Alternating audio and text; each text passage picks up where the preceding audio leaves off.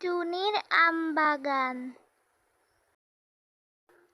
এক গভীর জঙ্গলে বাস করত টুনি, এবং সেই জঙ্গলের পাশে সে একটি আমের বীজ পুঁতে দেয়।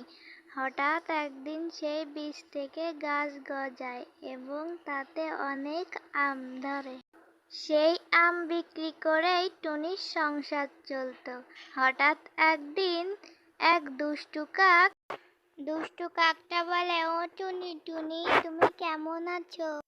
তোমার গাছে তো ভালোই আম ধরেছে দেখছি, তা আমাকে একটা দাও তো বাপু, খেয়ে দেখি তোমার গাছের আম কত মিষ্টি হয়েছে।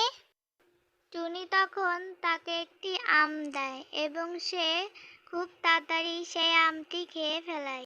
আম খেয়ে কাক মনে মনে বলতে থাকে, আজ রাতে আসতে হবে, টুনির গাছের সব আম আমি পেড়ে নিয়ে যেয়ে বিক্রি করে দেব, হি হি হি। এই বলে কাকটা খুবই তাড়াতাড়ি চলে গেল, বলল আমার বাসায় কাজ আছে। তখন টুনিও সেখান থেকে চলে গেল। তারপর টুনি আম নিয়ে বাজারে গেল বিক্রি করতে। হঠাৎ তখন কাক এসে টুনির গাছের সব আম পেড়ে নিয়ে গেল। দুষ্টু কাক বলে, টুনির গাছে যে মিষ্টি আম, আজ আমি বাজারে বিক্রি করে অনেক টাকা পাবো, হি হি হি। এই বলে কাক ওইখান থেকে চলে গেল আম ছিঁড়ে নিয়ে। হঠাৎ টুনি বাজার থেকে এসে আম গাছের তলায় আসে, এসে দেখে তার গাছে একটিও আম নেই। তখন সে খুবই কান্না করতে থাকে এবং হঠাৎ সেখানে একটি পরী চলে আসে।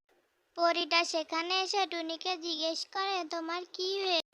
তখন টুনি তার সব দুঃখের কথা বলে।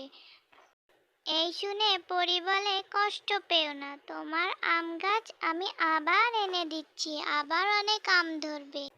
এই বলে পরী সেখান থেকে চলে গেল এবং কিছুদিন যেতে না যেতেই টুনির গাছে আবার অনেক আম ধরে। এই দেখে টুনি তো মহা খুশি।